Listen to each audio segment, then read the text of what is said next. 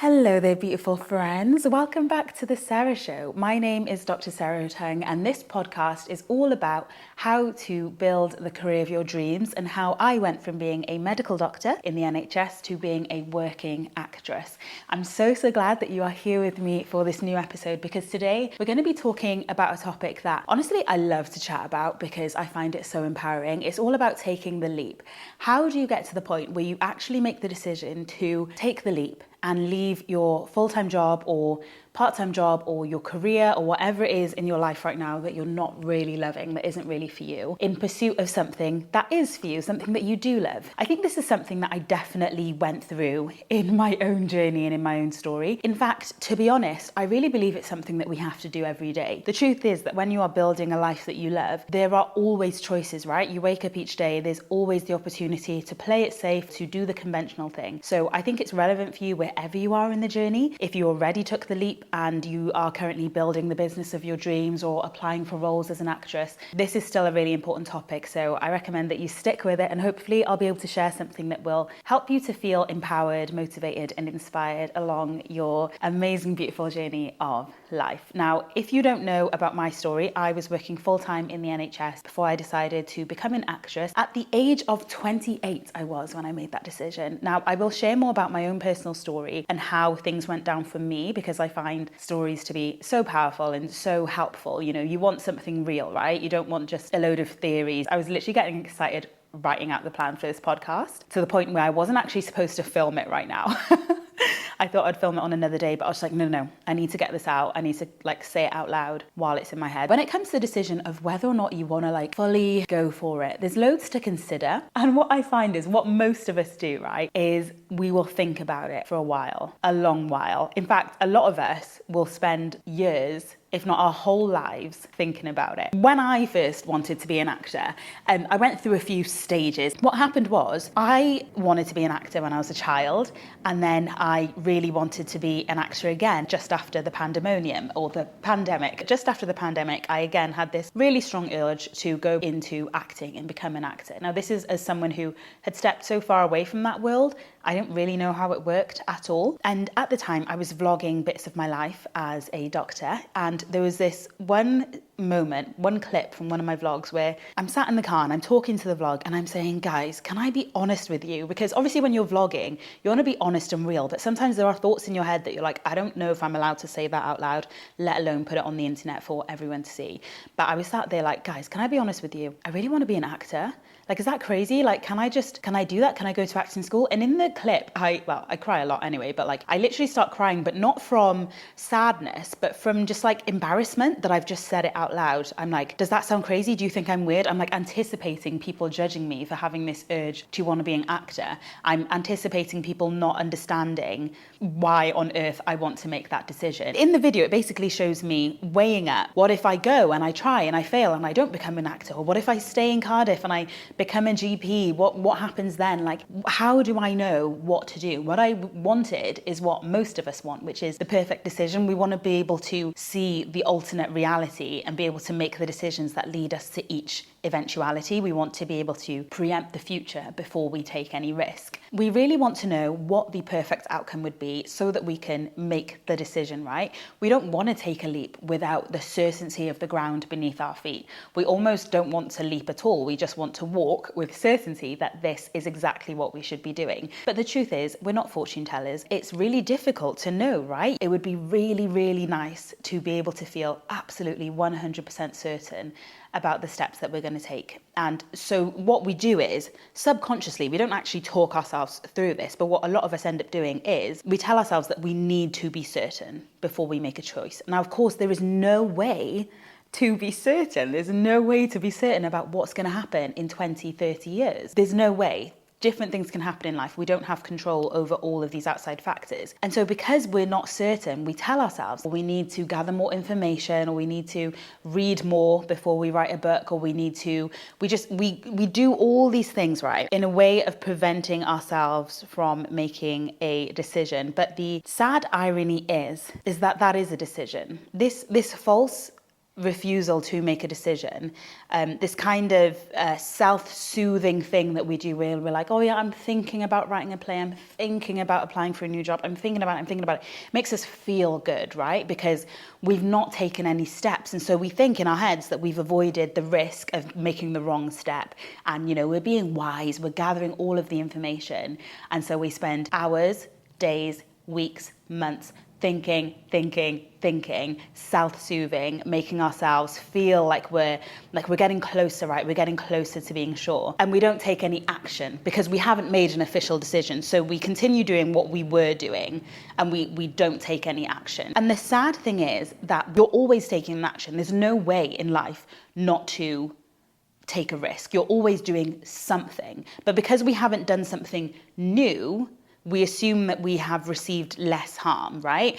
We end up absolutely overestimating the cost of action and completely underestimating the emotionally bankrupting, devastating cost of inaction.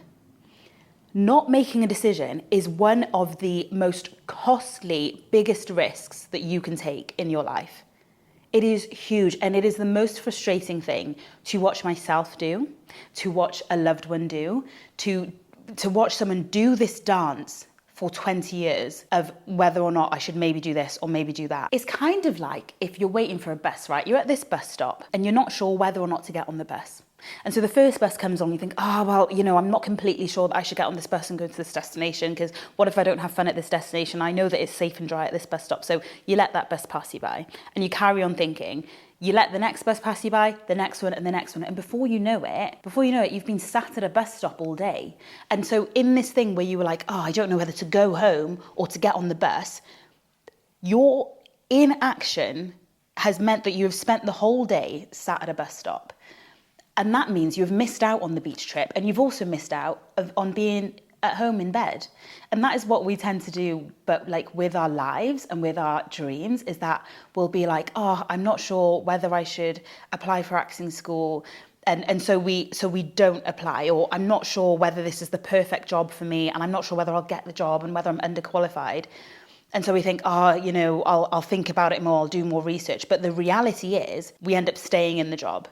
Because you haven't changed job, you assume that you haven't risked ruining your career, but actually staying in the same job that you hate. And that's the irony of it, right? We're so desperate for certainty that something is going to work out, yet we're ignoring the certainty that we do have. Like I was there sat in my car thinking, oh, but what if acting doesn't work? And what if I don't enjoy it as much as I think I will? And what if? Meanwhile, I knew that full-time medicine wasn't for me. I knew that. So we already often very much have a certainty. You already know that you can't stand your job, but you're not going to apply for a new job in case you can't stand that job. So in order to avoid the risk, it's crazy when you say it out loud, right? In order to avoid the risk of being in a job that I hate, I'm going to stay in a job that I hate.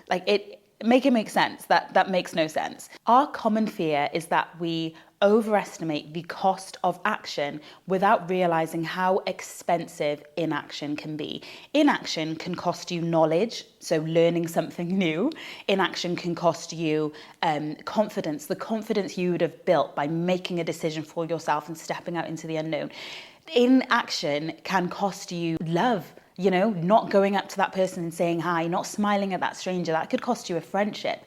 Inaction is so expensive. And so when we're on this thing of, oh my gosh, don't I, that is so costly. So just know that when you're trying to avoid taking a leap, you're still taking a leap, right? We sit there and we're like, do I take the leap of going for my dream job? Sitting there deciding is taking a leap. Staying in your job is taking a leap. You are simply leaping into 30 years of a job that you hate. You're taking a leap anyway. There is no it's a bit morbid. So if you don't love morbid stuff, maybe skip the next 30 seconds. But it's that saying of you don't make it out of life alive. Where are we trying to get to safely? We want to live a good life, but this hyper caution, don't get me wrong, I'm not saying throw everything to the wind and be reckless, but I am saying that there's no way of living a risk-free life. So if you choose to stay in a career that you really don't like, what you're doing is choosing the devil that you know. You know, people say better the devil you know.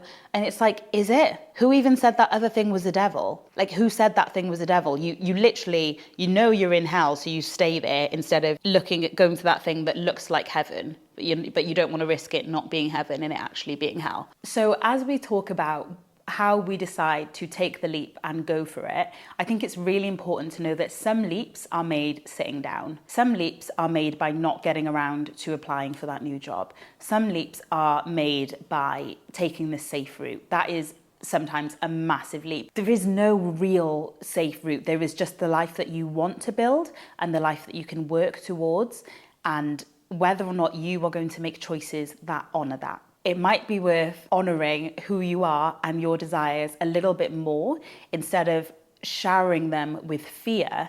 Now, the truth is, there is actually nothing wrong with sitting, right? If I'm at that bus stop and I see the first bus come and go and I make a decision to get up and go home, there's nothing wrong with that. That's actually really beautiful. I think that there is something really wonderful about making a decision that you believe in and standing up for yourself, standing on your desires and choosing them and honouring them. I think that that is one of the most empowering things that we can do in so many different situations, whether it's in a job, a friendship, a career choice, whatever it is. The important thing is that you actually make a decision, because I think that we can start to annoy ourselves. I know that that's what I do. When I get to the point where I'm like, oh, do I do this? Don't I do that? Do I do this? Don't I do that? We know that we are self-soothing and lying to ourselves by not making a decision either way. And it can lead to us feeling really stuck. You suddenly just feel incredibly stuck. And so if you really don't want to take this leap, there is absolutely nothing wrong with saying no. You're allowed to sit there and say, do you know what? No, I don't want that. I don't want to go for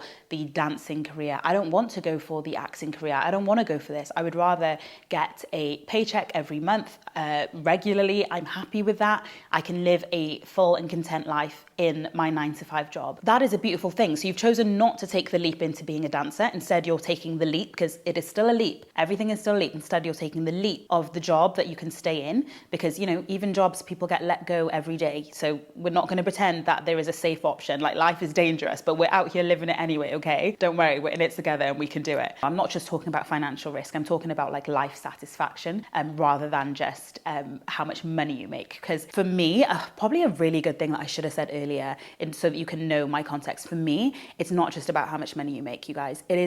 Life is not just about how much money you make. When I'm talking about taking a leap and taking a risk, I'm not just talking about finances. When I say taking a leap and risking things, we're talking about the risk of the quality of your life. Now, the quality of your life can be seen as being kind of a mixture of things, right? Your relationships, your love, your fulfillment, your peace, your career, how you feel you contribute to others in this world, as well as the money and power that you have to exert your freedoms through that money. And I think for me, a really good realization of that was when I first became a doctor. So my first paycheck as a full-time doctor was the biggest paycheck I had ever gotten in my life. I'd been working since I was about 14, 15. I'd always had little side hustles and odd jobs and whatnot. And I worked throughout my medical exams. Sometimes I would do like 50-hour weeks. I had part-time jobs. Your girl was out in those streets. However, the jobs that I did before medicine, I think the highest I ever got paid was £13 an hour. Oh no, it was £12 an hour. And I absolutely loved it. It was as a carer. I thought I was absolutely raking in the money. It was so much better paid than my job at Selly Sausage Cafe for, I think it was like £5 or something an hour. Either way, when I got my paycheck for my first work I did as a new baby junior doctor, and I think it was like £2,000, because it was it was more than a month's worth of pay. I was like, oh my goodness, I'm so rich. But you guys, it took about 3 months for me to realize that extra money versus the time it cost me and the emotional cost that I went through in those first few months of being a doctor, I never felt poorer. The joy that I had in life when I was a medical student and doing all these other activities and seeing my friends and living with friends and all of those things, I couldn't get that back with the new money that I had earned. So when we talk about taking a leap or a risk in your life, I'm not just talking about financial risk. I'm talking about the quality of your life. And I think that is a really important thing. Okay, so then that brings me back to the fact that there is nothing wrong with not going for the dancing career. You can stick with your 9-to-5. There is nothing wrong with that. What I'm saying is, don't trick yourself into thinking you're doing this middle dance for 10 years. this thing of like, oh, well, I've not really decided yet, or I'm still weighing up my options. Just choose one. Choose so that you can enjoy it. Because I think something happens when you actually make the decision to go for it. Whether that is, I'm going to go for this 9 to 5, I'm going to be content, I'm going to build a life outside of work, I'm going to build a life within work, I'm going to make friends with my colleagues so that I can enjoy my day to day. Or whether it is that, yeah, I'm going to go for the dancing, I'm going to save up, I'm going to cut back here, I'm going to apply to this dancing school or this, I don't know why I use dancing. I've very limited experience of dancing. Don't know why I use that. Let me go back to acting, what I know. I'm going to apply to this acting school, I'm going to get this agent, I'm going to do these auditions, I'm going to pay for these courses, all of this. There is so much power when we finally make that decision to just go for it. There is so much power. Like, for example, this podcast, you guys, you can probably tell in many ways that, well, or maybe not, let me not down talk myself, but for me, I'm very much learning to podcast. I'm learning to podcast, but I've made the decision to answer people's questions that they've left on that video that went viral. If you know my story and how I ended up being a podcaster, I had a video go viral and I had a load of questions, and there was no way that I could tell people about how I went from being a doctor to being an actress just by replying to comments. I was like, whoa, this is a way, way bigger conversation. The best way to do this would be in podcast form, I believe. And so here I am podcasting. And the difference between me podcasting and me not podcasting is that I made the decision to do it. And that brings me to one of my favorite sayings that I heard growing up. It changed my life. Let's go back to, I believe it was probably about 2001, right? So around this time, I was 8-year-old baby Sarah, and I would go to church on a Sunday with my family. Went to church every week, and you'd have preachers come. There was this one preacher, I cannot remember his name, I can't remember anything about him, apart from that he was a white man with white hair. That is the only kind of visual image that I have of him. And I don't even know what his sermon was on. I honestly I don't have a clue what the main thing of the preach was. But he said this quote that I have quoted for the rest of my life. And I'm so sorry to this man that I can't put his name to the quote. Everyone I tell this quote, they think it's not very good. They think, oh, I was really expecting more. Whereas for me, this was foundational. This moment, as I was sat in church and I hear this preacher say these words, it was like the light had been switched on. And what he said was, the difference between people who do something, and he had a very thick Welsh accent, so let me give it to you in the thick Welsh accent. Just imagine 8-year-old Sarah sat in the congregation and he's preaching at the front, and he says, the difference between people who do something and people who don't do something is that the people who do something. My mind was blown. The difference between the people who do something and the people who don't do something is the people who do something. The difference between the Sarah who doesn't have a podcast and the Sarah who does is the Sarah who does have a podcast went online and started a podcast.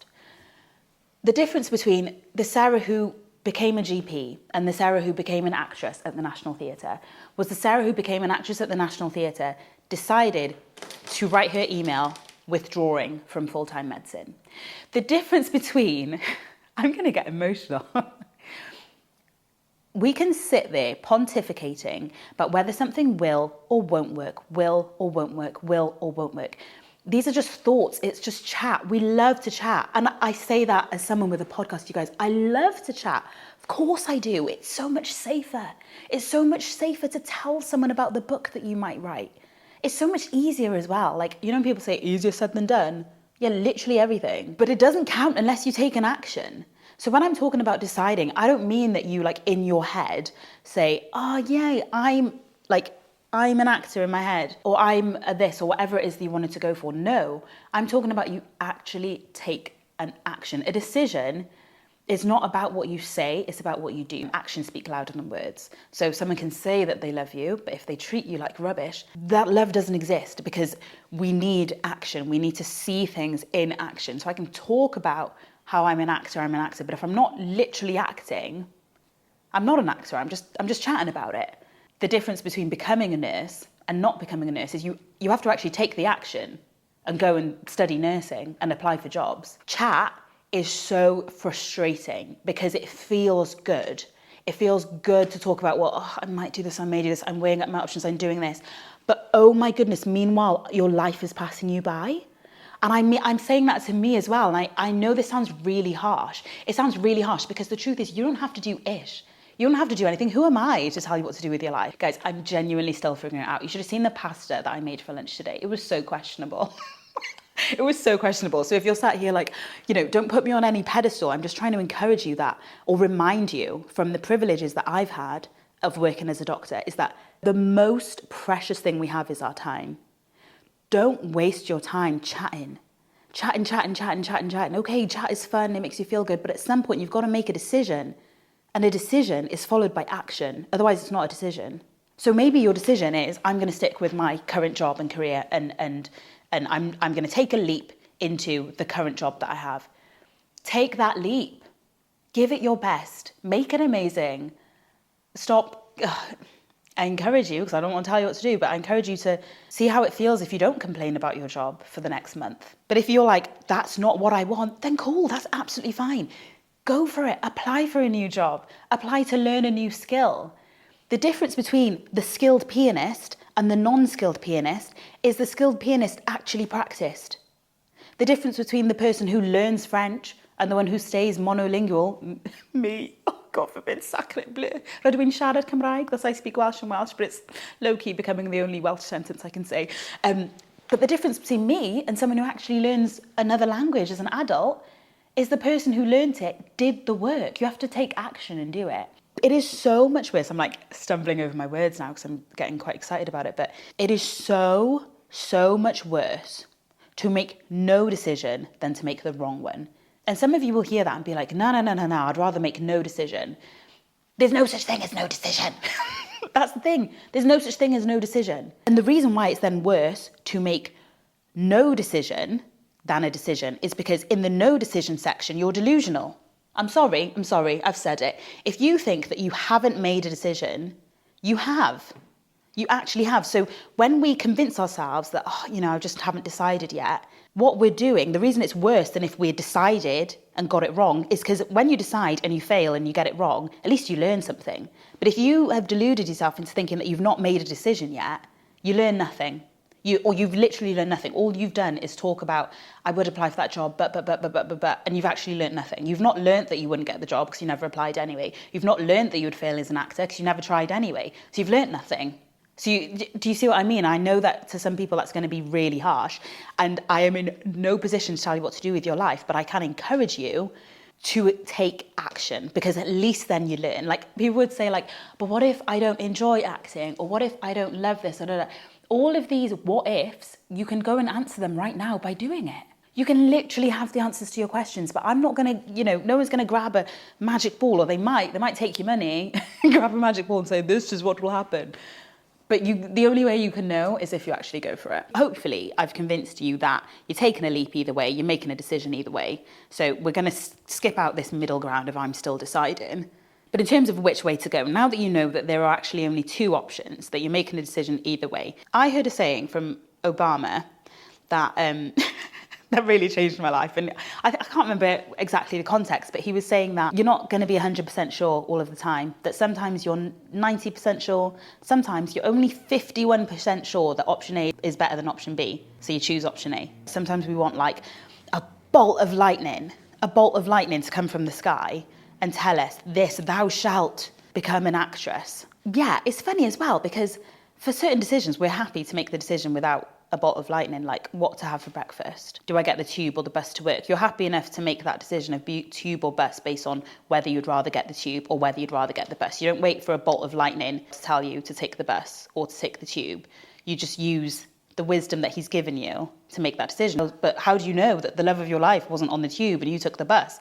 No, there are certain things that we just make decisions for, right? So I think it's quite interesting to see what we build up as this huge decision, and we need the bolt of lightning, or we need to be 90% sure, when I think sometimes option A being 51% sure, you being 51% sure with the knowledge that you have that option A was better, go for it. Obama was like, Obama said. But I found that so freeing because I was constantly wanting to get to 95%. I need 95% before I make a decision. I need to know that this is the best thing that I can do and that it's all going to work out. But you don't. You actually don't. You can make a decision with being 51% sure. So the process that he explained was that you gather all the information that you can, right, in the time frame that you have. You ask for advice, you weigh it up, you consider all the factors that need to be considered, and you make the best decision that you can. And that works for me as well in terms of when I think about my regrets, because I don't want to say I have no regrets, #no regrets, but I find it quite difficult to regret decisions that I've made in life. There are decisions that I would make a different decision now than I did back then, knowing what I know now. But when I look back, for most things, I'm like, I made the best decision that I knew how to with the information that I had at the time.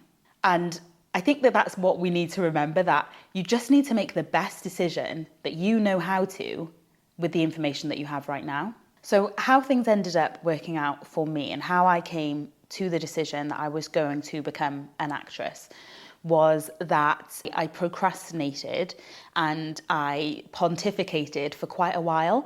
I was viewing flats to rent in Cardiff. I was thinking about this, I was thinking about that, until the place that I was living in, my then landlord, after the pandemonium, he was going to sell the flat. So I had to move, right? And so that decision was made for me. I had to move. And so now I was thinking, do I move to London and become an actor, or do I stay here? And so I then ended up deciding to do something in between, which was to get a job in the south of England as a doctor. So I applied through the long application within the NHS, and I applied for a job that I thought I would like. And I still was thinking about acting, but I didn't take it too seriously, you know. I'd look at the website or I'd look at little adverts here and there, but I didn't actually do anything more than that. I was just thinking. Meanwhile, I was doing the automatic action, which for me was to get the next job within medicine. That was the path that was honestly, weirdly, the path of least resistance, because there was the least change. You know, we say medicine's so hard, but actually when you're in medicine, it can be emotionally a whole lot easier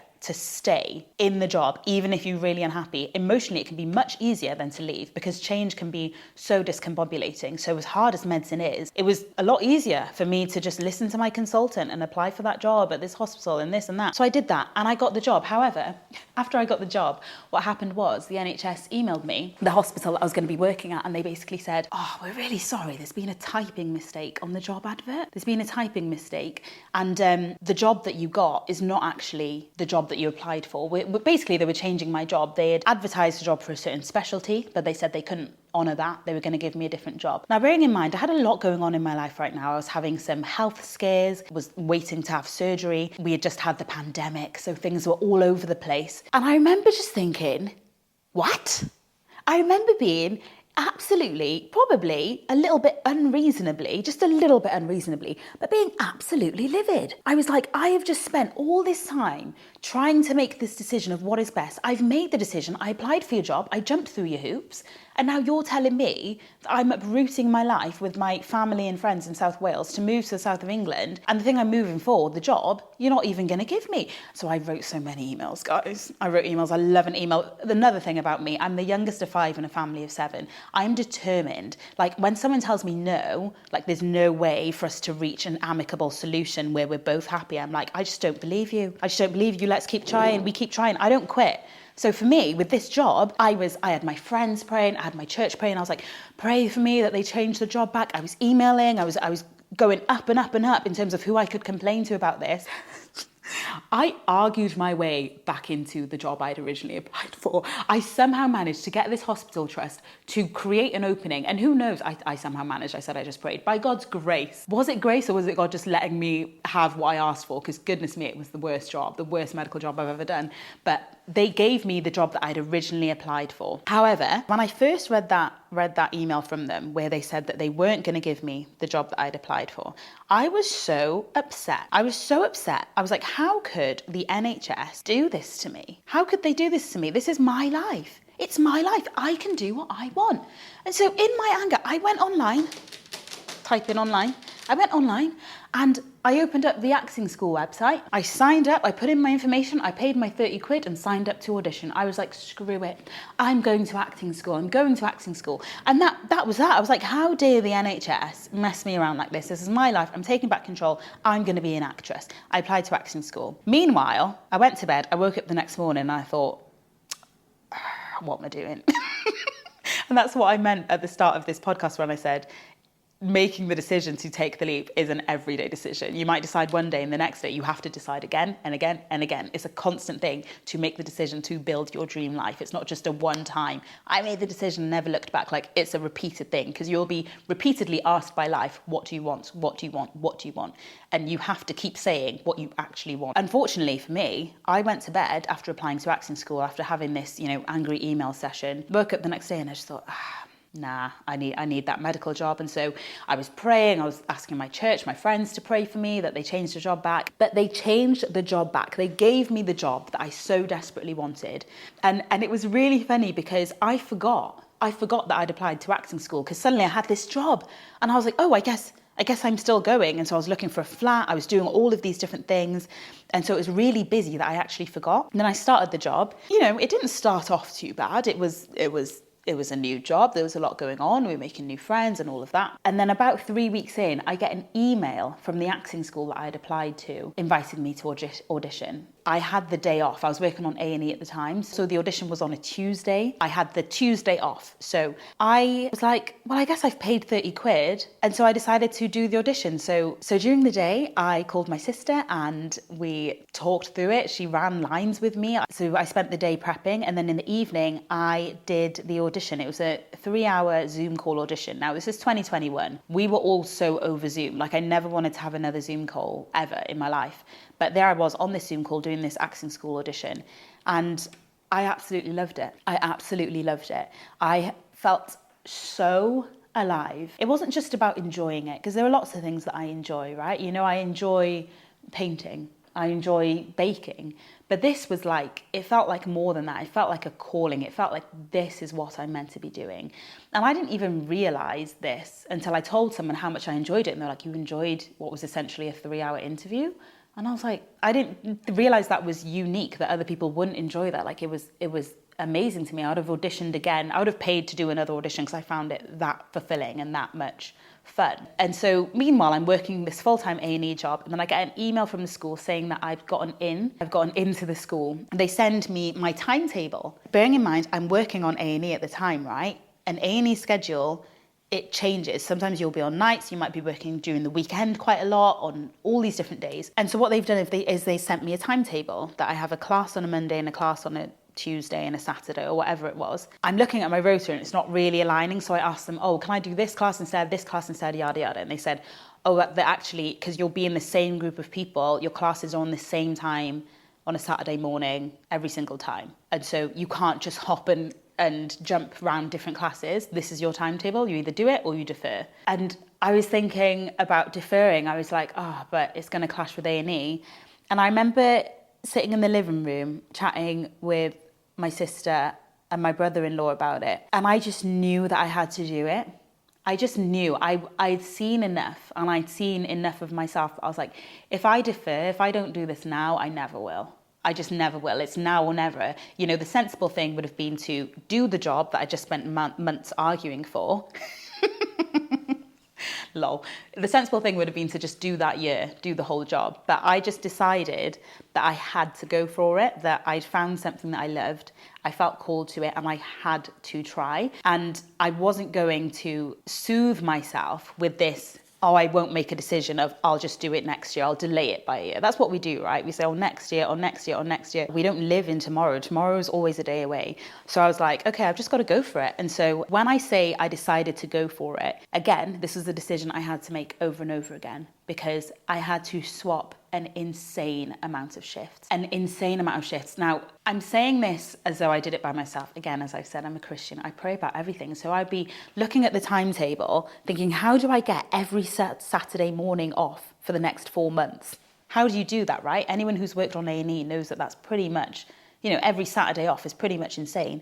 But I would pray about it and I'd be like, actually, this person is working this day. If I swap that, then maybe they'll be willing to swap this and da-da-da. So I would go through the timetable, not just my timetable, you go through everyone's rota, you look at the big rota and you see when someone is working another weekend and you see if you can swap that for them, or you find something that might be appealing to them. So I'd message people individually, and I managed to do it. I managed to swap every single shift. So I never missed a class. I made a decision that I would never miss a class. There was one class that I missed due to a family issue. That was the only class I missed. And even that one, I was like, why did I miss that? Because I made a commitment to myself. I made a decision that I would never miss a class. And yeah, that's how I ended up starting acting. I'm going to stop talking now because I've been talking for a lot. I wrote down some notes, but I'm pretty sure I've said most of them. Sorry if it's been a bit clippy and a bit all over the place. I really pray that you're able to get something from this, and I pray it's not too harsh. I pray that you receive it with love. I'm going to end the podcast there. Thank you so much for listening. I really appreciate you being here.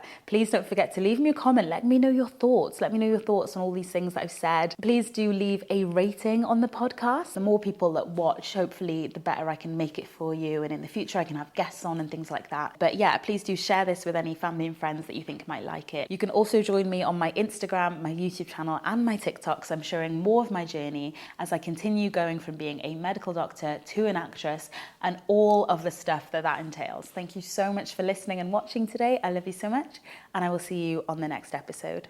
Bye.